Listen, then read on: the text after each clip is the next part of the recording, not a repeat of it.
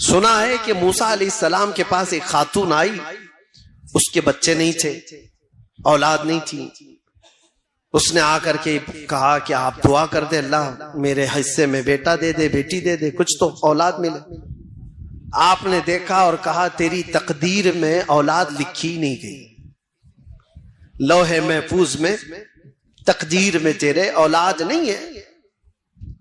وہ خاتون وہاں سے مایوس لوٹی، روتی گڑ گڑاتی ہوئی جا رہی تھی. بیچ راستے سے گزرتے ہوئے اس کا ایک درویش کے پاس سے گزر ہوا، ایک فقیر اللہ کی یاد میں ایک درخت کے نیچے بیٹھا رہتا تھا. توجہ، اس نے دیکھا اور پوچھا خاتون کیوں رو رہی ہے؟ اس عورت نے کہا ایسا ایسا ہے، میں برسوں سے بے اولاد ہوں، اولاد مانگنے گئی ہوں تو مجھے بتایا گیا کہ میری قسمت میں اولاد نہیں ہے. اس درویش نے کہا گھبرا مت، نا امید نہ ہو، مایوس نہ ہو، رب تبارک و تعالی چاہے تو اس کا لکھا ہوا ہے وہ پھر لکھ کر کے عطا بھی فرما دے. جا اپنے گھر سجدہ کر، میں دعا کرتا ہوں. وہ عورت گئی، روز سجدہ کرتی تھی، دعا کرتی تھی، اور یہ درویش ادھر اس خاتون کے لیے دعا کرتا تھا. فقیر. چند ہی دنوں کے بعد اس عورت کے گھر میں حمل کے آثار، اور چند دنوں کے بعد ایک خوبصورت بیٹا پیدا ہوا. خاتون کو بیٹا مل گیا، وہ خوشحال. تھوڑے دن اس کی تربیت کرتی ہے، چند دنوں کے بعد دوسرا بیٹا بھی ہوا، پھر چند سالوں کے بعد تیسرا بیٹا بھی ہوا، چوتھا بھی ہوا، پانچواں بھی ہوا، چھٹا بھی ہوا، ساتواں بھی ہوا. 7 بیٹے ہوئے. ایک دن حضرت موسیٰ وہاں سے گزر رہے تھے، دیکھا اس خاتون کو، پوچھا یہ کس کے بچے ہیں؟ عورت نے کہا میرے. تیرے؟ تو ہی وہ عورت ہے جو اولاد کے لیے شکایت لے کر آئی تھی. کہا میں ہی ہوں. کہا پھر کیسے آ گئے تیرے اولاد؟ کہا بس دعا ہے کسی بزرگ کی اور اللہ کی عطا ہے. اللہ جسے چاہے اولاد عطا کرے، جسے چاہے عطا کرے. موسیٰ علیہ السلام اللہ کریم کی بارگاہ میں عرض کرتے ہیں مولا میں نے جو دیکھا تھا وہ غلط تھا یا یہ عورت جھوٹ بول رہی ہے؟ رب تعالیٰ کی طرف سے جواب آیا کہ تم نے جو دیکھا تھا وہ بھی صحیح تھا، عورت جو بول رہی وہ بھی صحیح. کیسے اس کو اولاد ہوئی؟ رب تبارک و تعالیٰ نے فرمایا کہ موسیٰ ایک چاقو لو اور ایک برتن لو اور جاؤ اپنی امت میں سے لوگوں کو پکار کر کہو اپنے جسم کا ایک ٹکڑا کاٹ کر کے اللہ کو دے دیں. وہ بنی اسرائیل قوم ہے بڑی نافرمان. موسیٰ علیہ السلام اپنی قوم کے پاس آئے، اللہ کا حکم ہے یہ. چاقو لے کر کے ایک تھال میں کہا کہ جسم کا ایک ٹکڑا کاٹ کر کے دے دیں. سب ادھر ادھر بھاگنے لگ گئے. آج یہ ٹکڑا مانگ رہے ہیں، کل کلیجہ مانگیں گے. جسم کاٹ کر کے دینے والے جگرے بہت کم لوگوں کے ہوتے ہیں، کون کرے گا؟ شام ہو رہی تھی، آپ کا گزر اسی درویش کے پاس سے ہو رہا تھا. اس درویش کے کانوں میں آواز پڑی تو وہ کھڑا ہو گیا. کہا اے اللہ کے نبی، کیا رب تعالیٰ نے جسم کا حصہ پوچھا ہے، ٹکڑا پوچھا ہے؟ کہا ہاں. کہ اللہ یہ برتن دیجئے، اور چاقو بھی لے لیا، اور اس کے بعد جلدی سے کھڑے ہو کر ادھر سے کاٹا، ادھر سے کاٹا، ادھر سے کاٹا، جسم کے جگہ جگہ سے پوری تیز چاقو سے کاٹتے کاٹتے چھلنی کر دیا. ٹکڑے نکالتا گیا، پورا لہو لہان ہو گیا. موسیٰ علیہ السلام نے کہا ارے نادان، حکم ہوا ہے ایک ٹکڑا دینے کے لیے، جسم کا اتنے کیوں کاٹ دیا؟ کہا آپ نے یہ تو نہیں بتایا کہ رب کو میرے جسم کا کہاں کا حصہ چاہیے، کس جگہ کا حصہ چاہیے. میں سب نکال کر رکھ دیا ہوں تاکہ کوئی ٹکڑا تو اسے پسند آئے. یہ فنا اللہ کی بارگاہ میں جو فنا ہے، اللہ کا جو ہو گیا. تب رب تبارک و تعالیٰ نے فرمایا اے موسیٰ، جو میری محبت میں اپنے جسم کے ٹکڑے نکال سکتا ہو، اس کی دعا پر میں کیا کسی کو اولاد نہیں دے سکتا؟ اس کی دعائیں رب تبارک و تعالیٰ کے حضور جاتی ہیں. اسی لیے کہا گیا خود ہی کو کر بلند اتنا کہ ہر تقدیر سے پہلے خدا بندے سے خود پوچھے بتا تیری رضا کیا ہے. یہ مقام کب آتا ہے؟ جب تم جمے رہ جاؤ، ڈٹے رہ جاؤ، اللہ رب العزت کی ذات پر ایمان یقین کے ساتھ کامل رکھو۔ بہت سارے وسوسے شیطان ڈالتا ہے، بہت سارے وسوسے ڈالتا ہے۔ آپ کہتے ہیں نا کہ ہمارا یقین ہے اللہ کی ذات پر۔ حضرت رابعہ بصریہ رضی اللہ تعالیٰ عنہ کے پاس ایک بزرگ آئے، ان سے کہا کہ ماں دعا کرو ہمارے لیے۔ حضرت رابعہ نے پوچھا کیا دعا کرو؟ کہا اتنی دعا کرو اللہ ہم سے راضی ہو جائے۔ حضرت رابعہ نے کہا اتنی بڑی دعا، اتنی بڑی دعا کروا رہے ہو مجھ سے، پہلے یہ تو بتاؤ کیا تو بھی اللہ سے راضی ہے؟ کیا تو بھی اللہ سے راضی ہے؟ اس بزرگ نے کہا مائی کیسی بات کر رہے ہو، کون ہے بھلا دنیا میں جو اللہ سے بھی ناراض رہے گا؟ کون ہے جو اللہ سے بھی ناراض رہے گا؟ حضرت رابعہ مسکرانے لگی اور کہنے لگی اے بندے خدا، بہت لوگ ہیں جو اللہ سے ناراض ہیں، یہ کہتے ہیں اپنے رب کو اللہ کہتے ہیں، یہ ناراض ہے، راضی نہیں ہے اللہ سے۔ کہا ایسا کیسے ہو سکتا ہے؟ کہا ہو تو سکتا ہے، کرتے ہیں۔ تھوڑی سی زیادہ گرمی آئی تو کہتی یہ کیسا خطرناک موسم آ گیا، بارش آئی تو کہتی بے موسم کے بارش آ گئی۔ یعنی تم اس بات پر راضی نہیں ہو، تم مشورہ دو گے کہ اللہ کب بارش برسائے کب نہ برسائے، تمہارا کیا دخل ہے؟ تم تھوڑی سی گرمی آتی ہے تو ہائے ہائے کرتے ہوئے لوگوں کو شکایت کرتے ہو۔ اگر اللہ سے یہ راضی ہوتے تو اس رب کی شکایت دوسروں کے پاس نہیں کرتے۔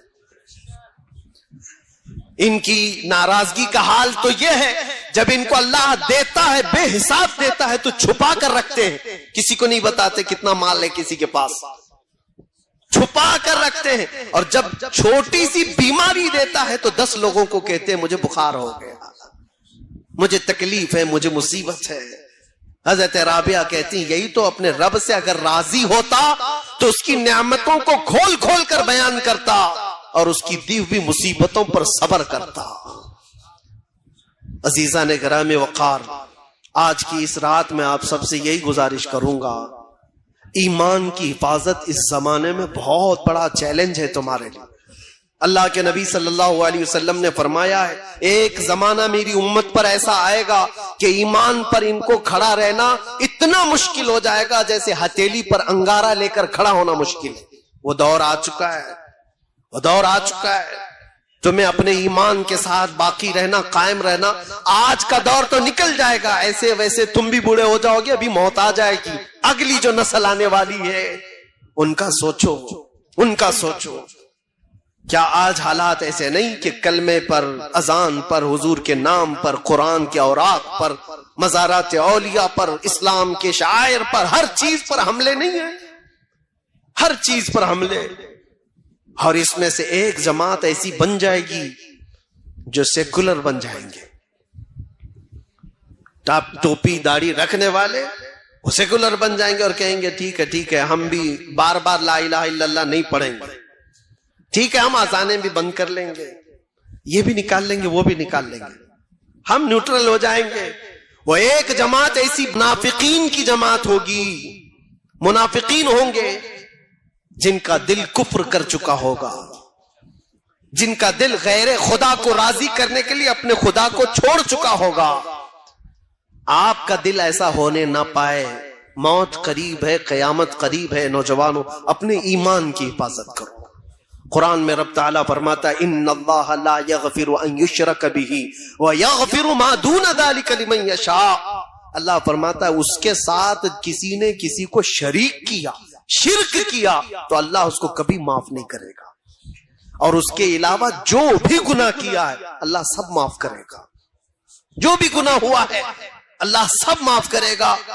یہاں تک کہ جنہوں نے حضرت امیر حمزہ کو قتل کیا، وحشی، ان کے متعلق یہ آیت آئی تھی، وہ آئے بارگاہ رسالت آپ صلی اللہ علیہ وسلم میں کہنے لگے مجھے امان دے دیجئے۔ حضور کے چچا کو جس نے قتل کیا ہے نیزے سے مار کر جنگ احد میں، پھر وہ حضور کی بارگاہ میں آئے، کہا مجھے امان دے دیجئے۔ نبی کریم صلی اللہ علیہ وسلم وہ تو اجود الناس ہے، سخاوت کے بادشاہ ہیں، دل کھول کر حضور نے فرمایا جا تجھے معاف کر دیا اور امان دے دیا۔ انہوں نے پھر یہ سوال کیا کہ کیا میرے گناہ معاف ہو جائیں گے؟ تب اللہ تعالیٰ نے فرمایا شرک کے علاوہ جو کچھ بھی کیا ہے اللہ معاف کرے گا۔ شرک کے علاوہ جو بھی ہوگا اللہ معاف کرے گا، لیکن شرک کو اللہ معاف نہیں کرتا۔ شرک ہے کیا چیز جو آج دھیرے دھیرے تمہارے محفلوں میں لائی جا رہی ہے، آج دھیرے دھیرے تمہارے معاشرے میں، سوسائٹی میں لائی جا رہی ہے۔ شرک یہ ہے کہ اللہ کے علاوہ کسی دوسرے کو بھی خدا سمجھ لو یا اس کو بھی کوئی مقام دے دو۔ رزاق کون ہے تمہارا؟ کون ہے رزاق؟ کیا کسی اور کے بارے میں بھی یقین رکھتے ہو رزق کوئی اور بھی دیتا ہے؟ کسی جگہ سر جھکانے سے رزق مل جائے گا، کسی جگہ تیل چڑھانے سے رزق مل جائے گا؟ اللہ رزاق حقیقی ہے، وہی رزق دے گا۔ بیماری وہی دیتا ہے، شفا بھی وہی دیتا ہے۔ اس بات پر جب تمہارا یقین ہو، جم جاؤ، تو پھر دنیا تمہیں نہیں بہکا پائے گی۔ ایک صاحب آئے، کافی سال پہلے کی بات ہے، کہا پیٹ کا بہت درد ہوتا تھا، بہت درد ہوتا تھا، علاج کراتا رہا۔ ایک سادھو ملے، انہوں نے علاج کر دیا۔ میں نے کہا کیسے؟ کہا گائے کا موت پلا کے۔ معاذ اللہ رب العالمین، اس سے صحیح کر دیا۔ میں نے کہا نادان تجھے پتا نہیں یہ حرام چیز میں شفا کیسے ہو سکتی؟ لا شفا فی الحرام، حرام میں شفا نہیں ہے۔ کہا ہو گیا۔ ایک بات یاد رکھو، شیطان تمہارے درد کو چھپا سکتا ہے، مٹا نہیں سکتا۔ تمہارے درد کے اوپر پردہ ڈال سکتا ہے، لیکن جڑ سے ختم نہیں کر سکتا۔ وہ بیماری اندر ہوگی، یہ تمہیں دھوکہ دینے کے لیے کیا گیا ہے کہ بیماری ختم ہوئی۔ حقیقت میں ہر بیماری سے شفا صرف اللہ کی ذات عطا کرتی ہے۔ ڈاکٹر بھی ذریعہ ہوتا ہے، ڈاکٹر بھی اور دوائی بھی ذریعہ ہوتی ہے۔ بعض لوگ ہم سے کہتے ہیں کہ کافی سال پہلے یہی سیم جملوں پر ایک ماڈرن آدمی نے میسج کر کے کہا تھا کہ مولانا آپ کہتے ہیں اللہ شفا دیتا ہے، اللہ شفا دیتا ہے، کہاں ہے؟ بیمار ہوتے ہو تو ہاسپٹل جاتے ہو۔ میں نے ان سے پوچھا اچھا تمہارے حساب سے کون شفا دیتا ہے؟ کہا ڈاکٹر۔ اس نے کہا ڈاکٹر۔ میں نے ان سے کہا ٹھیک ہے، میں ایک بیمار کو لاتا ہوں اور ڈاکٹر کو یہاں بٹھا دینا، دیکھتا ہوں ڈاکٹر دیکھتا رہے مریض اچھا ہو جاتا ہے۔ کہا نہیں، دوائی دیتا ہے۔ کہا پھر ڈاکٹر کہاں ہے؟ وہ تو دوا صحیح کر رہی ہے، وہ تو دوائی صحیح کر رہی ہے۔ اور اگر دوائی چلی گئی تب بھی میں کہوں گا اگر اس کا ہاضمہ صحیح نہیں تھا، دوائی نکل گئی تو وہ بھی اثر نہیں کر رہی ہے۔ بہت سارے معاملات ہیں شک و شبہ پیدا کرنے کے لیے، لیکن ایک بات یاد رکھو، یہ سب چیزیں ذریعہ ہیں، حقیقی شفا دینے والا صرف اللہ رب العزت ہے۔ ایک دور آنے والا ہے تم پر، اللہ تعالیٰ اس فتنے کے دور سے ہماری حفاظت فرمائے۔ آج تو چھوٹے موٹے دجال آئے ہوئے ہیں، صرف چٹی نکال کے بتاتے ہیں تو لوگ چمتکار سمجھتے ہیں، سمجھتے ہیں کہ یہ چمتکاری بابا ہے، کیا کیا دکھاتے ہیں۔ ارے دور سے آیا ہے ابھی اور وہ کیا من میں لے کر کے آیا ہے، بابا پہلے سے لکھا ہوا ہے، بتا رہا ہے کہ ہم تمہارا یہ سب چیزیں بتا دیتے ہیں، اور اس کو سوچ رہے چمتکاری ہے۔ کیسے بھانپ لیتا ہے، مائنڈ ریڈنگ کیسے ہو جاتی ہے، کیسے پہلے سے پتا چلتا ہے۔ میاں سنو، یہ چھوٹا دجال ہے۔ حضور پاک صلی اللہ علیہ وسلم نے فرمایا بڑا بھی آنے والا ہے، کانیا دجال، ایک آنکھ والا۔ ارے وہ تو بارش بھی برسا کے دکھائے گا، وہ تو زمین سے پودے بھی نکال کے دکھائے گا، وہ تو مرے ہوئے آدمی کو زندہ کر کے بھی دکھائے گا۔ وہ دجال آئے گا، لیکن وہ بھی خدا نہیں ہو سکتا، وہ بھی خدا نہیں، وہ آزمائش ہے۔ اور اس وقت بھی میرے آقا نے فرمایا تم ایمان پر جمے رہنا، چاہے وہ جتنے بھی کرشمے کر کے دکھائے، تب بھی یہ کہنا ہمارا رب، ہمارا رب۔ بس اس پر جمے رہو، اس پر ڈٹے رہو۔ اللہ کی مدد آنے والی، اللہ کی مدد آنے والی، کیونکہ اللہ کا وعدہ ہے تتنزل علیہم الملائکہ، اللہ ان پر فرشتے بھیجتا ہے۔ جو یہ کہتے ہیں اللہ ہمارا رب ہے اور اس پر جمے رہ جاتے ہیں, ڈٹے رہ جاتے ہیں. ایک صحابی رسول حضور پاک صلی اللہ علیہ وسلم کے حضرت زید بن دسنا, کفار و مشرکین کی بھیڑ نے ان کو قید کر لیا تھا, کئی دنوں تک قید کر کے پھر ان کو مار دیا. ان کو قید کے حالت میں ہی مارا گیا تھا. تو جانتے ہو ان کی لاش کے ساتھ بے حرمتی نہ ہونے پائے. رب تبارک و تعالیٰ کا نظام دیکھو, حدیث پاک میں ملتا ہے کہ شہد کی مکھیوں کا ایک بہت بڑا چھتا ان کی لاش کے پاس آ گیا, اور 40 سے 45 کفار و مشرکین وہ لاش کی دیکھ ریکھ کرنے کے لیے, نگرانی کرنے کے لیے بیٹھے ہوئے تھے کہ کوئی مدینے والا اٹھا کر نہ لے جائے. لیکن ایک مکھی نے بھی ان کو بیٹھنے نہیں دیا, ایک بھی قریب نہیں آ سکا. مکھیاں بھن بھناتی تھی. شہد کی مکھی کیا سمجھتے ہو, خالی میٹھا نہیں ہوتا. ہاں جب مارتی ہے تو اس سے زیادہ زہر بھی کسی میں نہیں ہوتا. اسی لیے اعلیٰ حضرت فاضل بریلوی رضی اللہ تعالیٰ عنہ عاشق رسول ہیں, یعنی حضور کے عاشقوں کی زبان کے لیے انہوں نے خود کہا ہے ہماری زبان وہی ہے کہ ہم حضور کی محبت میں بولیں تو شہد جیسی مٹھاس, اور گستاخوں کے خلاف بولیں تو شہد کی مکھی کا ڈنک لگتا. ایک ہی ہے, دونوں چیزیں اس کے اندر ہیں. تو صحابی کی حفاظت شہد کی مکھیوں نے کیا تھا, ان کی لاش کو کوئی چھو نہیں سکا تھا. اللہ کی ذات پر یقین رکھ کر کے جو دنیا سے گئے. اور ایک صحابی ہیں, ان کو 2 صحابہ لے کر کے نکلے تھے, ان کی بھی لاش کو کفار و مشرکین نے مار دیا تھا. رات کے وقت وہ 2 صحابہ لے کر مدینے جا رہے تھے. پیچھے سے 200 کے قریب گھڑ سوار آئے اور 2 لوگوں کو پکڑنے کے لیے. وہ جب زیادہ کفار و مشرکین آ گئے تو یہ 2 ہی صحابہ تھے جو لاش لے کر جا رہے تھے, ایک صحابی رسول کی. اب یہ سارے کفار و مشرکین اس صحابی رسول کی لاش کے ساتھ بے حرمتی کریں گے. اب کیا کریں, 2 ہی لوگ ہیں, 2 ہی لوگ ہیں, اب کیا کریں, 200 پیچھے کھڑے ہیں. انہوں نے وہ لاش کو نیچے رکھ دیا, زمین پر رکھ دیا, اور زمین سے کہا یہاں تک ہم حفاظت کر سکتے تھے, زمین آگے تو اب حفاظت کر. زمین پھٹ گئی, وہ صحابی کی لاش اندر چلی, زمین برابر ہوئی.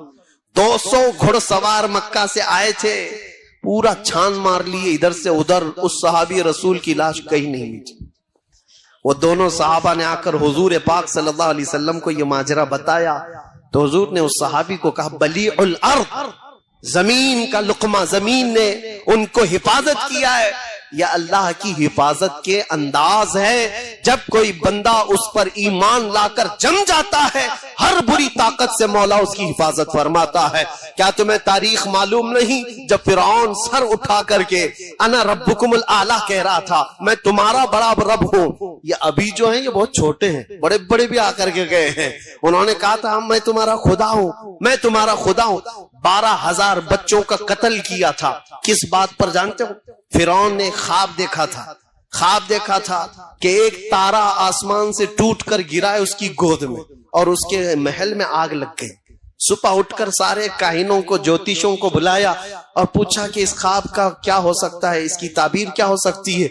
کاہنوں نے بتایا بنی اسرائیل میں ایک بچہ پیدا ہو سکتا ہے جو تیری سلطنت کو ہلاک کر دے گا, یہ اس خواب کی تعبیر ہو سکتی ہے. جیسے ہی بادشاہ کو یہ بتایا گیا کہ ایک بچہ کوئی ایسا پیدا ہونے والا ہے جو اس کی سلطنت کو ہلائے گا, ٹینشن میں آ گیا, اور اس نے آرڈر دے دیا بنی اسرائیل پورے خاندان میں جو بھی لڑکا پیدا ہوگا اس کو قتل کر دو, زندہ ہی نہ رکھو. 1 سال کے اندر اس نے 12,000 بچوں کو قتل کیا. کس لیے؟ ہماری سلطنت کو کوئی ہلانے والا بچہ ہی نہ پیدا ہو, آئے گا تو بھی قتل ہو جائے گا. اسی زمانے میں حضرت موسیٰ علیہ السلام کی پیدائش ہوئی, اور ان کی ماں حاملہ تھی. پیدا ہونے کا انداز بھی دیکھو, وہ تہ خانے میں گئی, جب پیدا ہو گئے موسیٰ علیہ السلام تو رب تعالیٰ نے ان کے دل میں بات ڈالی کہ ایک صندوق میں اس بچے کو بند کرو اور دریا میں بہا دو. ماں کوئی اپنے بچے کو دریا میں بہائے گی, لیکن رب تعالیٰ جس کے ساتھ ہے اس کا دل بھی مضبوط ہوتا ہے. ہم نے دیکھا ہے لوگ دور دراز سے دیکھ کر کے ڈر رہے تھے، یہ 200 لوگوں کے آگے پیچھے چل رہے ہیں، کیا ڈر نہیں ہے؟ مجھے میرے ساتھیوں نے پوچھا کئی مرتبہ کہ آگے اتنے پیچھے اتنے، یہ سائرن بجا رہے، وہ کر رہے، یہ کر رہے۔ میرے عزیزو، اللہ جس کے ساتھ ہوتا ہے اس کا دل مضبوط ہوتا۔ موسیٰ علیہ السلام کی ماں کو اللہ تعالیٰ نے مضبوط فرمایا، اور اس کے بعد انہوں نے ایک صندوق میں اپنے بچے کو رکھا اور دریا میں بہا دیا۔ ان کی بڑی بیٹی تھی، کہا دیکھنا کہاں جاتا ہے صندوق۔ موسیٰ علیہ السلام کی بڑی بہن وہ دیکھتی چلی گئی، صندوق بہتے بہتے بہتے دریا کے کنارے سے سیدھے جا کر کے فرعون کے باغیچے کے پاس لگ گیا۔ فرعون کے محل کے پیچھے جو باغیچہ تھا، دریا وہاں سے بہتا تھا۔ فرعون کی بیوی ٹہلنے کے لیے آئی تھی، اولاد نہیں تھے گھر پہ، دیکھا ایک صندوق اس کے باغیچے کے قریب لگا ہوا ہے، خوبصورت بچہ ہے۔ بیوی نے کہا، فرعون کی بیوی، اٹھا لاؤ بچے کو، اٹھا لاؤ، حسین اتنا گلاب جیسا لگتا ہے۔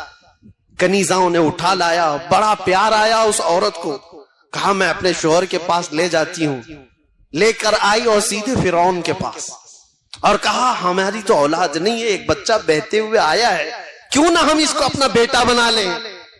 فرعون نے کہا بیگم تمہاری بات ہے تو بیٹا بنا لیتے ہیں، بیٹا بنا لیتے ہیں۔ موسیٰ علیہ السلام کی پرورش کہیں اور نہیں ہو رہی ہے، فرعون کے گھر میں ہو رہی ہے۔ فرعون نے کہا میں نے بیٹا بنا لیا ہے، میری بیوی کی پسند ہے۔ لیکن دیکھو عجیب نظام ہے، کبھی قرآن پڑھو تو سمجھ میں آئے۔ موسیٰ علیہ السلام کی جو بڑی بہن ہے وہ پورا معاملہ دیکھ رہی تھی، بتا نہیں سکتے تھے۔ فرعون نے پہلے کہا کہیں بنی اسرائیل کا تو نہیں ہے جن کو ہم مار رہے ہیں؟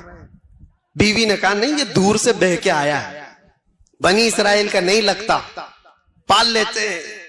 پال لیا، لیکن اب دودھ پلانے کی بات تھی، اس بچے کی پرورش کیسے کی جائے؟ بادشاہ اعلان کرتا ہے جتنی دایا ہیں دودھ پلانے والی سب آئیں۔ فرعون کے گھر میں ایک بچے کی شاہی پرورش ہو رہی ہے، دایا بہت ساری آئی، سبوں نے اپنا دودھ پلانے کی کوشش کی۔ موسیٰ علیہ السلام کسی کا دودھ ہی نہیں پیتے تھے۔ پورا دن گزر گیا، ان کی بہن وہاں کھڑی تھی، اس نے کہا میں ایک دایا جانتی ہوں جس کا دودھ سب بچے پیتے ہیں۔ فرعون نے کہا جا اس کو لے آ جا، جو معاوضہ چاہیے جو اجرت چاہیے سب دے دوں گا۔ موسیٰ علیہ السلام کی بہن وہاں جو کھڑی تھی وہ گئی سیدھے اپنی ماں کو لے آئی، اپنی ماں کو لے آئی اور کہا کہ یہ دایا ایسی ہے کہ اس کے دودھ کو سب بچے پی لیتے ہیں۔ موسیٰ علیہ السلام کی ماں نے موسیٰ علیہ السلام کو اٹھایا، دودھ پلانے لگی تو موسیٰ علیہ السلام پینا شروع فرماتے۔ کیا نظام ہے مولا، دوسروں کے گھر پہ اور وہ ان کی ہی ماں کا دودھ پلا کر کے۔ بعد میں کوئی یہ نہ کہے کہ ہم اپنا دودھ پلا کر موسیٰ کو بڑا کیے، ان کی ہی ماں کا دودھ پلایا، اور ایسی مفت میں نہیں۔ موسیٰ علیہ السلام کی ماں جو دودھ پلاتی تھی، فرعون کے شاہی خزانے سے اس کی اجرت بھی ملتی تھی۔ جو بچہ اس کی سلطنت کو ہلانے والا ہے اس کو خرچہ کر کے پالا جا رہا ہے۔ ایک بات یاد رکھو، اللہ تبارک تعالیٰ کا نظام ہے، جب وہ کسی کے تخت کو ہلاتا ہے تو بہت چھوٹی طاقتوں سے بھی ہلاتا ہے۔ موسیٰ علیہ السلام جوان ہوئے اور اس کے بعد قرآن پاک آپ پڑھو تو سمجھ میں آ جائے گا، یہی موسیٰ علیہ السلام ہیں جنہوں نے اس کو دعوت دی، فرعون تو جھوٹا ہے، تو جو رب ہونے کا دعویٰ کرتا ہے غلط ہے، میرا رب اللہ ہے۔ یہی جملہ میں نے کہا تھا، کیا ہے ہمارا رب؟ اس پر جس نے اکڑ دکھایا اس نے بہت تماشے کیے۔ فرعون نے میرے پاس وہ طاقت ہے، میرے پاس یہ طاقت ہے، کیا کیا طاقتیں دکھانے کی بات کی، ہر چیز میں فیل ہوتا رہا، یہاں تک کہ ایک دن وہ آیا جب موسیٰ علیہ السلام سمندر سے گزر رہے تھے، اللہ نے ان کے لیے راستے بنائے۔ فرعون نے دیکھا، ایک بات ہی بتاؤں ایمان والو، اللہ کی مدد آئی، تمہارا جھوٹا کھانے کے لیے بھی لوگ ترسیں گے تمہاری۔ یہ ایک بات یاد رکھو، موسیٰ علیہ السلام اپنی پوری مومن جماعت کو لے کر، مومن قوم کو لے کر دریا کی طرف جا رہے تھے، پیچھے فرعون کا لشکر ان کا مقابلہ کرنے آ رہا تھا، سامنے سمندر ہے، ایک طرف سمندر ایک طرف دشمن کا لشکر، کون حفاظت کرے گا؟ ایسے حالات آ جائیں تو یاد رکھنا بے بس اور لاچار مت سمجھنا. ایک طرف سمندر ہے اور ایک طرف فرعون کا لشکر ہے, جائے تو کہاں ہے؟ اللہ نے حکم فرمایا موسیٰ اپنا عصا سمندر پہ مارو. 12 راستے نکل گئے اور ان کی قوم اس میں ایسے چلنے لگی جیسے سوکھے پر چلتی ہے. جب وہ نکل گئے تو فرعون نے یہ دیکھا کہ ان کو تو راستہ ملا ہوا ہے, ہم بھی اسی میں چلتے ہیں. اور جو یہ سوچتا ہے کہ مومنوں کو جو مدد ملی ہے وہ ہم کو بھی ملے گی, یہ اس کی خام خیالی ہے. اور جیسی ہی وہ سمندر میں آیا اللہ فرماتا ہے فَغَشِيَهُم مِّنَ الْيَمِّ مَا غَشِيَهُم, ہم نے سمندر کو ایسا ملایا کہ پانی پانی ہو گیا اور فرعون کی ساری طاقت چکنا چور ہو کر رہ گئی. پوری فوج بھی ہلاک اور فرعون کا غرور بھی ہلاک ختم ہوا. کس نے ہلاک کیا؟ پانی نے ہلاک کیا. پانی کو کون طاقتور سمجھتا ہے, لیکن فرعون کی بادشاہت کو ختم کر دیا. نمرود بھی ایسے اٹھا تھا, ایک مچھر نے اسے ہلاک کر دیا. ایسے کئی بڑے بڑے آئے. ابرہا بادشاہ آیا تھا کعبہ ڈھانے کے لیے, کعبہ ڈھانے کے لیے ہاتھیوں کی فوج لے کر کے آیا تھا. یہ یہاں ایک جو چڈا بیٹھ کر کے بھونکتا ہے کتا کہ مکیشور کو بھی فتح کرنا ہے. مکیشور خواب میں بھی دیکھا ہے کبھی؟ مکہ خواب میں بھی دیکھا ہے. مکیشور کو بھی فتح کرنا ہے, اس کو بھی حاصل کرنا ہے. پتہ نہیں کون کون سے بڑبانگ بولی, بڑی بڑی باتیں. ان کو تاریخ پڑھاؤ ابراہ کی, فتح کرنا ہے, جاؤ ہاتھی گھوڑے لے کر کے جاؤ. اور دیکھو قرآن میں آج بھی آیتیں پکار کر کہہ رہی ہیں الم تر کیف فعل ربک باصحاب الفیل الم یجعل کیدہم فی تضلیل وارسل علیہم طیرا ابابیل ترمیہم بحجارۃ من سجیل فجعلہم کعصف مأکول. یہ پورا واقعہ اللہ نے اس میں بیان فرمایا. اے رسول کیا آپ نے ہاتھی والوں کو نہیں دیکھا جو ابرہا بادشاہ ہاتھیوں کی فوج لے کر آیا تھا کعبہ ڈھانے کے لیے؟ اللہ فرما رہا ہے کیا ہوا ان کے ساتھ؟ ہاتھیوں کو لے کر کے آیا تھا کعبے کو ختم کرنے کے لیے. اللہ نے ابابیل چڑیوں کی فوج بھیجی تھی. وہ چڑیاں اتنی چھوٹی ہے, آج بھی دیکھو مکہ میں گھومتی رہتی, اتنی چھوٹی ہے. ابابیل چڑیوں کی فوج کو بھیجا. انہوں نے کیا کیا؟ ارسل علیہم طیرا ابابیل ترمیہم بحجارۃ من سجیل. نوکیلے 3 پتھر ہر چڑیا کے پاس, ایک منہ میں اور 2 پاؤں میں. وہ چڑیا اوپر سے صرف کنکریاں گراتی تھی, جس ہاتھی کے پیٹ پر وہ کنکری لگتی آگ لگ جاتی تھی, آگ لگ جاتی تھی. اور جس فوجی کے سر پر وہ کنکری پڑتی اس کا بھیجا نکل آتا تھا. چھوٹی سی کنکری, چھوٹی سی چڑیا, لیکن مار جب رب العالمین کی ہو تو اس کو سہن کوئی نہیں کر سکتا. اس کے برداشت کی طاقت کسی کے اندر نہیں ہے. آؤ مکے شور فتح کرنے والوں, ابرہا کی تاریخ نہیں پڑھا؟ جیسے بڑے بڑے طاقتور ایمان کے خلاف کھڑے ہوئے, اللہ تبارک و تعالیٰ نے مدد فرمائی کہ نہیں فرمائی؟ جنگ بدر میں 5000 فرشتوں کو اللہ نے اتارا. اور نبی کریم صلی اللہ علیہ وسلم کی اس امت کو قیامت تک مولا حفاظت فرمائے گا. تمہیں اور ہمیں ایمان اسلام کے ٹینشن کی ضرورت نہیں ہے. اسلام اللہ کا دین ہے, وہ چلائے گا, صبح قیامت تک چلائے گا. قرآن کا کوئی ایک حرف کا بھی بال بیکا نہیں کر سکتا. فکر کرو تو ہمارے اور آپ کے ایمان کی کرو. اسلام کا کچھ نہیں ہونا ہے. کیڑوں کے بیٹھ کر کے فیصلہ کرنے سے بارش تھوڑی نہ آتی ہے. سنا ہے کہ روز بندر درخت پہ بیٹھ کر کے فیصلہ کرتے ہیں, رات بھر میٹنگ کرتے ہیں کہ کل پورا ہندوستان فتح کرنا ہے. اور صبح ہونے کے بعد پیٹ میں اتنی بھوک لگی رہتی ہے, دن دن ناشتے ہوئے چلے جاتے ہیں. ان بندروں کی میٹنگ سے کوئی ملک فتح نہیں ہوتا. ہم بھی یہی کہیں گے, تمہاری حیثیت اسی طرح کی ہوگی جو دوسرے اس طرح کی باتیں کرتے. دین اسلام اللہ کا دین ہے, اس کی حفاظت صبح قیامت تک مولا فرمائے گا. لیکن فکر کرو تو اپنے اور آپ کے ایمان کی جو دل کے اندر موجود ہے یہ کہیں رخصت نہ ہو جائے. اسی کو اعلیٰ حضرت نے اپنے شعر میں بتایا تھا, آنکھ سے کاجل صاف چرا لے, یہاں وہ چور بلا کے ہیں, تیری گٹھری تاکی ہے اور تو نے نیند نکالی ہے. سونا جنگل رات اندھیری چھائی بدلی کالی ہے, سونے والوں جاگتے رہیو چوروں کی رکھوالی ہے.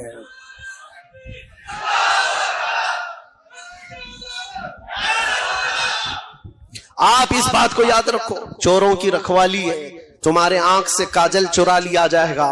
آنکھ کا کاجل کیا ہے؟ حضور کی محبت، حضور کا عشق، یہ تمہارے آنکھوں کا کاجل ہے۔ یہ چرا لیا جائے تو پھر تمہارا کچھ بھی نہیں ہے، تمہارا کچھ نہیں ہے۔ تمہاری جو کچھ بھی پہچان ہے وہ تمہارے ایمان سے۔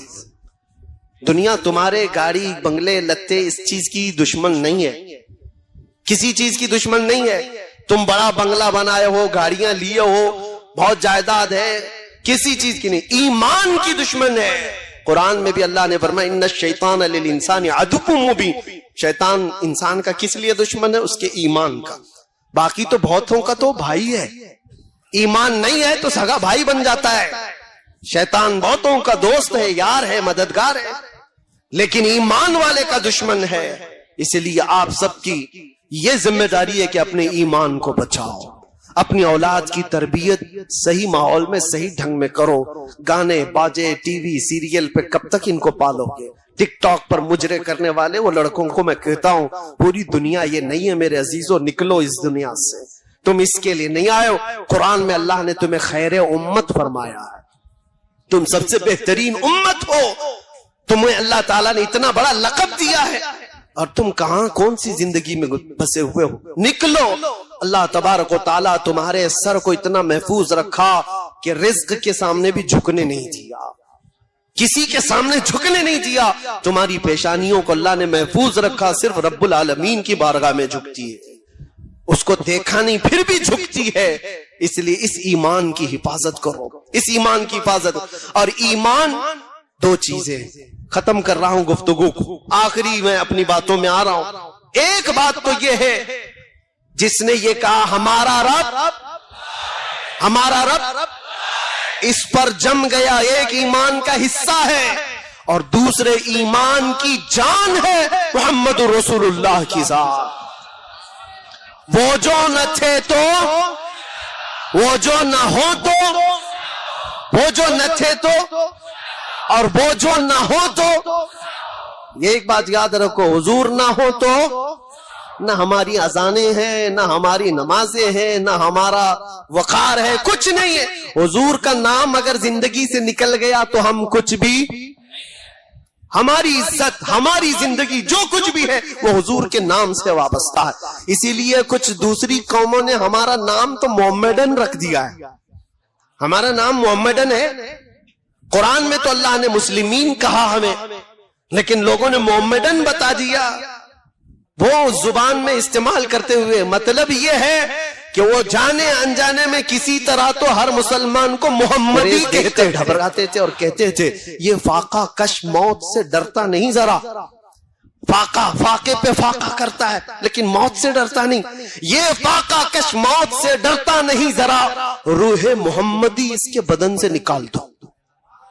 یہ انگریز کہتے تھے روح محمدی اس کے بدن سے نکال دو، اس لیے کہ ساری دنیا جانتی ہے روح محمدی جب تک ان کے ساتھ ہے یہ پاورفل ہے، طاقتور ہے۔ یہ بکھرے ہوئے ٹوٹے ہوئے ہمارا ایک نیتا بھی ڈھنگ کا نہیں ہے، پھر بھی دنیا 24 گھنٹے ہم پہ چرچا کیوں کرتی ہے؟ سمجھ سے باہر بات نہیں ہے، بیکورڈ ہے، بچھڑی ہوئی قوم ہے، ایجوکیشن میں نہیں ہے، سیاست میں نہیں ہے، ڈھنگ کی قیادت نہیں ہے، سیاست نہیں ہے، سب تو تم ہی رپورٹ دیتے ہو۔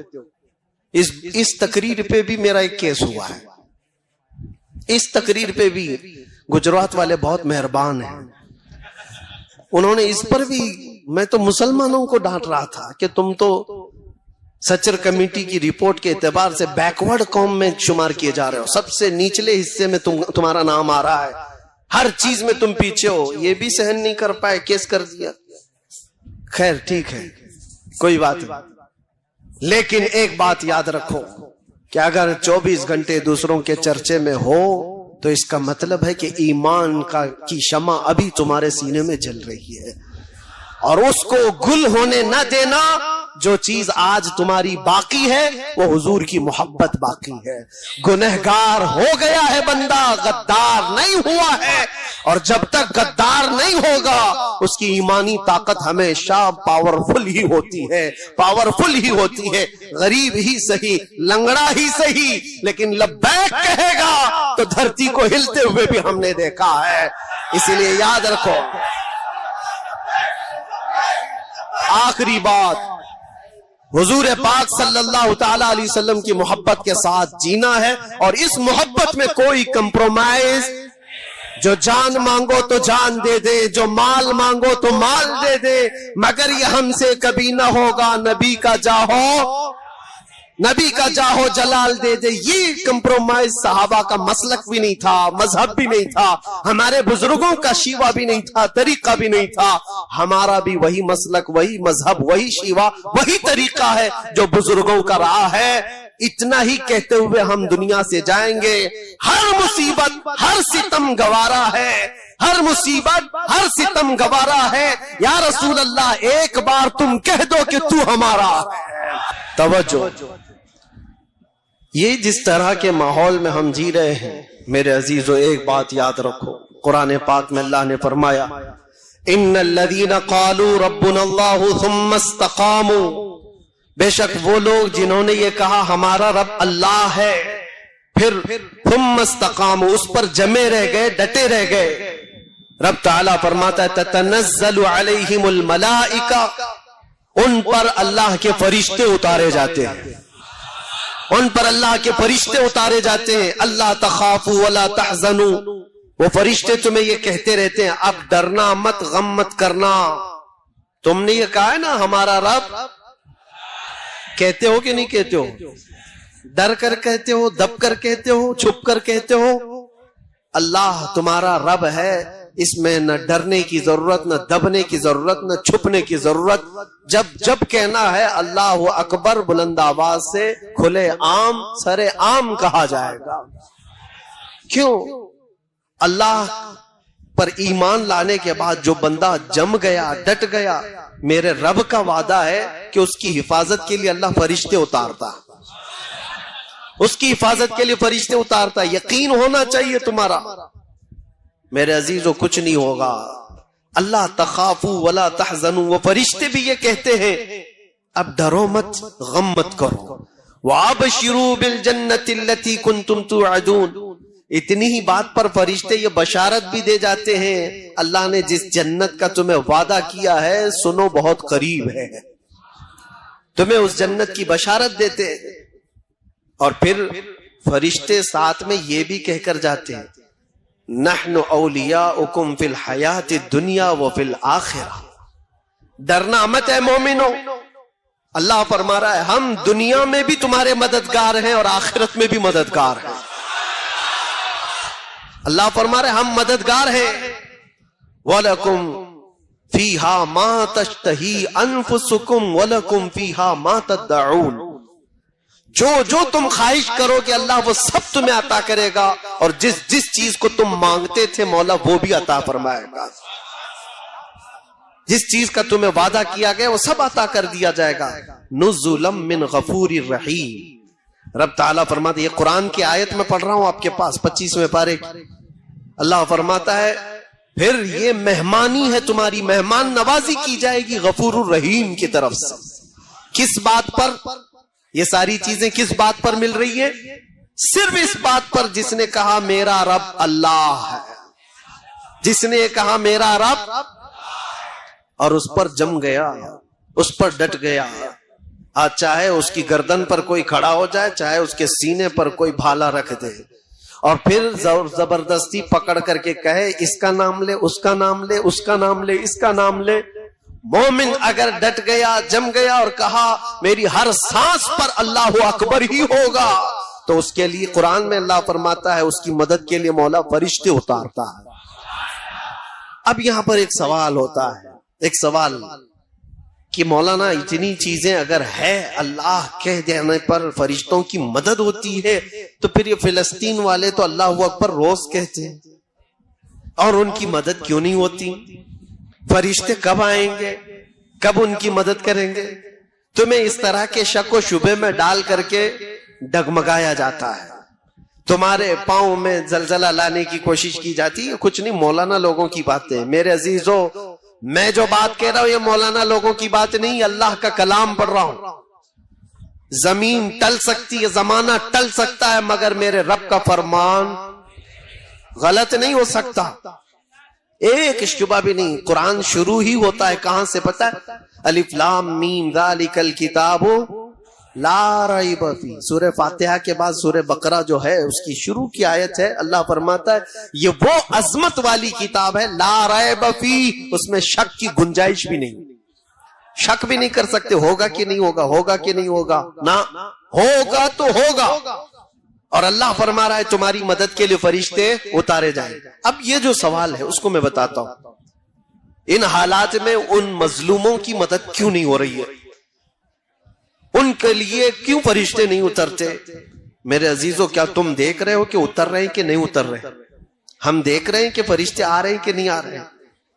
جو وہاں کے حالات ہیں یہ بظاہر ہمیں نظر آتے ہیں، لیکن اللہ کا وعدہ سچا ہے، سچا ہے اور سچا ہے. جس کے ساتھ اللہ تبارک و تعالی بھلائی کا ارادہ فرماتا ہے اسے شہادت کے مقام پر پہنچاتا ہے. اور جس کو شہادت ملی ہے، جس کو شہادت ملی ہے، جانتے ہو پوری کائنات سمیٹ کر کے لاؤ شہید کے ناخن کے برابر بھی نہیں ہوگی. پوری دنیا سمیٹ کر کے لاؤ شہید کے ناخن کے برابر نہیں ہو پائے گی. شہید کو اللہ تبارک و تعالی جو مقام عطا کرتا ہے حدیث پاک میں ہے، اس کی روح نکلنے سے پہلے اسے جنت دکھائی جاتی ہے، اسے جنت میں اس کا ٹھکانہ بتا دیا جاتا ہے. تو کیا یہ اللہ کی مدد نہیں ہے؟ کیا یہ اللہ کی رحمت نہیں ہے؟ صحابہ، تابعین، اولیاء سبوں نے یہ دعا کیا کہ اللہ تیرے راستے میں ہمیں موت آئے تو شہادت کی موت آئے. کسی شہید کی موت پر تم فخر کرتے ہو کہ نہیں کرتے ہو؟ شہیدوں کو ہم زندہ کہتے ہیں اور قرآن بھی کہتا ہے. تو ان مومنین کے ساتھ جو آج ظلم ہو رہا ہے وہ یوں ہی نہیں مارے جا رہے بلکہ ان کی ہر موت شہید کی موت ہے. وہ شہداء ہیں، شہید ہیں، ان کو اللہ نے جو جنت کا وعدہ فرمایا وہ مل کر رہے گا. لیکن تمہارا امتحان ہے، چاہے تمہارے سامنے کوئی مر جائے، کٹ جائے، قتل ہو جائے، ظلم کے ساتھ کوئی پکڑا جائے، مارا جائے، تم اپنے ایمان کے ساتھ اگر باقی رہتے ہو تو یہ اللہ کا وعدہ تمہارے ساتھ ہے. ایمان کے ساتھ. کون سا ایمان؟ میں نے کہا ہے میرا رب، ہم نے کیا کہا ہے؟ ہمارا رب. اور پھر اس پر جمے رہ گئے، اس پر جمے رہ گئے. یہ ایمان کا ایسا حصہ میں تمہیں بتا رہا ہوں. حدیث پاک میں میرے آقا صلی اللہ علیہ وسلم فرماتے ہیں جس کے دل میں ایمان آ گیا پھر وہ کفر اور شرک سے اتنی نفرت کرتا ہے جیسے انگارے میں ہاتھ ڈالنے سے نفرت کرتا ہے. آگ کے تندور میں ہاتھ ڈالنا پسند کرتا ہے کوئی پسند کرتا ہے؟ آگ کے تندور میں ہاتھ ڈالنے کو جتنا ناپسند کرتے ہو، ایمان والا کفر اور شرک سے اتنا ہی بیزار رہتا ہے، اتنی ہی دور بھاگتا ہے. چاہے جیسے بھی حالات ہوں. لوگوں کو آج پتہ نہیں کیا ہو گیا. میں تو اپنا میسج دے کر کے رہوں گا. قرآن کیا کہتا ہے؟ یا ایھا الذین آمنوا ادخلوا فی السلم کافہ، اے ایمان والو اسلام میں پورے کے پورے داخل ہو جاؤ. آدھا تیتر آدھا بٹیر نہیں ہونا چاہیے، جو ہو پورے ہو جاؤ. ان کو بھی راضی رکھیں گے، ان کو بھی راضی رکھیں گے. تھوڑا یہاں بھی لگا لیں گے، تھوڑا وہاں بھی لگا لیں گے. صبح ان کے پاس چلے جائیں گے، شام میں ان کے پاس چلے جائیں گے. پارٹی اس کے بغیر تو چلتی نہیں ہے. یہ بہت ساری جگہوں پر آج کے جو حالات ہیں، لوگوں نے یہ سمجھ رکھا ہے سیاست کرنا ہے، پالیٹکس کرنا ہے تو پھر سب کو راضی رکھنا ہے.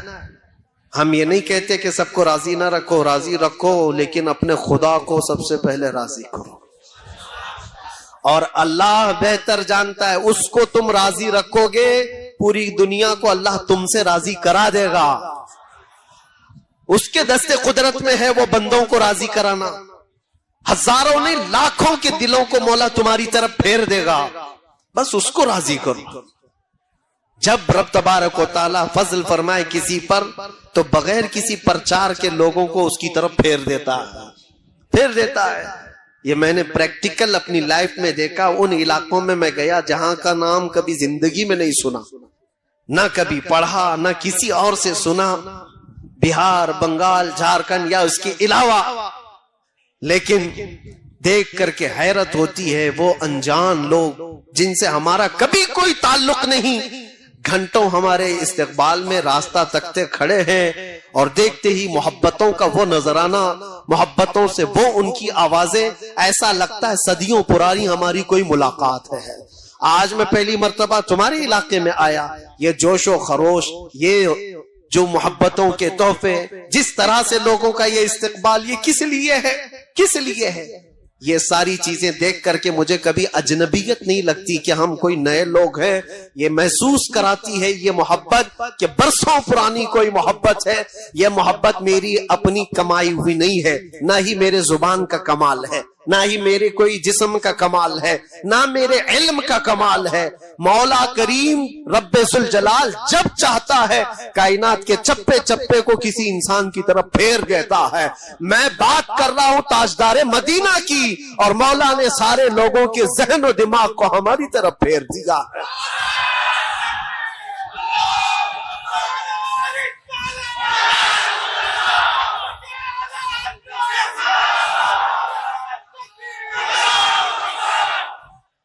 راضی کرو اس رب ذوالجلال کو، وہ اگر راضی ہے تو سب کچھ ٹھیک ہے۔ اگر وہ اسی کو ناراض کیا اور پھر دنیا کو راضی کرتے کرتے تھک گئے، کیا ملا؟ کیا حاصل کیا ہے؟ جن لوگوں کے پیچھے ہم اپنی راتیں برباد کرتے ہیں، نوجوانوں، جن دوستوں کو راضی کرنے کے لیے تم نے مال بھی برباد کیا، وقت بھی برباد کیا، پھر بھی وہ راضی نہیں ہوئے تم سے۔ ایک دن ان کے ساتھ کچھ تمہارا برا ہوا، وہ ساری پرانی یادیں سب ختم کر دی گی، سب تعلقات مٹا دیے جائیں گے۔ دوستوں کے لیے تم نے اپنے ماں باپ کے ساتھ بیٹھنا چھوڑ دیا، دوستوں کی وجہ سے تم اپنے گھر میں وقت دینا کم کر چکے ہو۔ اس دنیا کو راضی کرنے کے لیے کیا کیا نہیں کیا، لیکن وہ راضی کبھی نہیں ہوتی۔ اور اگر تمہارے 4 دوست ہیں تو چاروں کو ایک ساتھ راضی رکھو، یہ بھی مشکل ہے۔ ہو سکتا ہے تمہارے کسی کام سے 2 راضی اور 2 ناراض، یہ تو 4 کا مسئلہ بتا رہا ہوں۔ اور جس کو 4000 کے بیچ میں جینا ہے، وہ کب تک ان سب کو راضی کرتا رہے؟ ایک ایک انسان کو راضی کرتے کرتے اس کی لائف ختم ہو جائے گی، پھر بعد میں پتا چلا عمر ڈھل گئی، ان میں سے آدھے بھی راضی نہیں ہوئے۔ ہوتا ہی یہی۔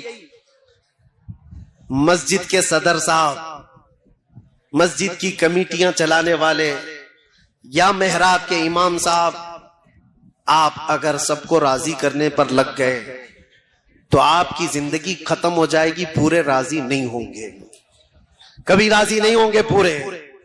ایک بات یاد رکھو، تمہیں رب تبارک و تعالیٰ نے یہ خدمت عطا کی ہے تو صرف رب ذوالجلال کو راضی کرنے پر لگو، اللہ کو راضی کرو، اور اللہ اگر راضی ہوا تو پوری کائنات کو اللہ خود اپنی جانب سے تمہاری طرف سے راضی کرا دے گا، وہ تمہاری محبت ان کے دلوں میں خود ڈال دے گا۔ مجھے آج بتاؤ، سلطان الاولیاء غوث العظم عبد القادر جیلانی رضی اللہ تعالیٰ عنہ کو دیکھا ہوا یہاں کون بیٹھا ہوا ہے؟ کوئی ان کو دیکھا ہوا؟ ان کے زمانے کا، آس پاس کا سرکار غریب نواز کو دیکھا ہوا کوئی ہے؟ برسوں بیت گئے، لیکن آج بھی تمہارے دلوں میں ان کے نام کی بھی محبت کیسی ہے؟ ان کے نام کی بھی محبت کیسی؟ وجہ یہ ہے کہ وہ جب تک زندہ تھے صرف اپنے رب کو راضی کرتے تھے، اللہ کو راضی کرنے پر لگ گئے، اللہ کو راضی کرنے پر لگے رہے، اور رب تبارک و تعالیٰ نے پوری کائنات کو ان سے راضی کرا دیا ہے۔ پوری دنیا میں لوگوں کے دلوں میں اللہ نے ان کی محبت ڈالی ہے۔ ایک بات بتاتا ہوں، اللہ تبارک و تعالیٰ کو بندہ راضی کرنے پر جب لگ جاتا ہے، اس کا بہت کچھ لٹ گیا ہو تو بھی اسے جیسے بظاہر کچھ چیزیں نقصان میں آ گئی، ہوتا ہے میں رب کو راضی کرنے کے لیے نکلا، میرا وہ چھوٹ گیا، یہ چھوٹ گیا، یہ شیطان تمہارے دلوں کے اندر یہ احساس ڈالے گا تو نماز کے لیے جا رہا ہے، اللہ کو راضی کرنے کے لیے دکان کیسے چلے گی؟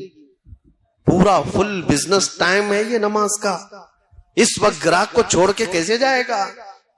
تمہارے دل میں یہ بات آئی، اتنی دیر کا تو دھندا نقصان ہو جائے گا، خراب ہو جائے گا، یہاں چھوڑ کر کے جاؤں گا اللہ کو راضی کرنے کے لیے، یہ سب تو چلے جائیں گے، دوسرے دکان سے خریداری کر لیں گے۔ لیکن تمہیں پتا نہیں میرے عزیزوں، تمہیں پتا نہیں، وہ تھوڑی دیر کے لیے تم ان کو راضی کرنے کے لیے اللہ سے دور چلے گئے، پھر وہ وقت خراب تمہارے اوپر اتنا آئے گا کہ گھنٹوں پھر پیشانی رگڑ رگڑ کر کے مانگتے رہ جاؤ گے، پھر مانگنے کے لیے آؤ گی۔ اسی لیے ایک بات یاد رکھو، میں بتا رہا ہوں، بزرگوں نے یہ بھی فرمایا کہ جو بندہ اپنی دکان، اپنے کاروبار، یہ ساری چیزوں سے چھوڑ کر بھاگ کر آتا تھا اللہ کی بارگاہ میں، تو اس کے کاروبار کو چلنے نہ چلنے کی کوئی ٹینشن نہیں ہے۔ فرمایا گیا کہ اللہ تعالیٰ کے فرشتے گراہک بن کر کے اس کی دکان پر آتے ہیں۔